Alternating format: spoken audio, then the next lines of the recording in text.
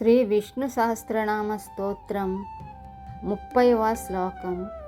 ఓజస్తేజోద్యుతిధరః ప్రకాశాత్మా ప్రతాపనః రుద్ధః స్పష్టాక్షరో మంత్రశ్చంద్రాంశుర్భాస్కరద్యుతిః.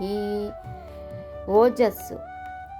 దీని అర్థం ఓజస్సు శారీరక బలము, తేజస్సు మానసిక వికాసము, ద్యుతి బుద్ధి ప్రకాశము.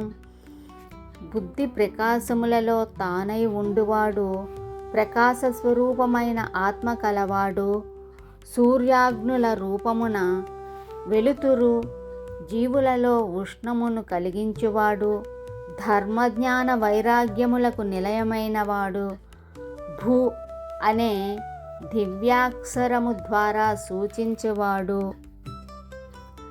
ఓం అనే బ్రహ్మస్వరూపమును ప్రణవమును కలిగిన బ్రహ్మస్వరూపుడును, దివ్య మంత్ర స్వరూపుడును, తనని ధ్యానించు వారిని రక్షించువాడు, భక్తులకు చల్లదనము, మానసిక ఆనందము కలిగించే చంద్రకిరణముగా ఉండువాడు, మనలోని అజ్ఞానాంధకారమును పోగొట్టు జ్ఞాన తేజమై సూర్యకిరణములో ఉండువాడు భగవానుడు శ్రీ మహావిష్ణువు.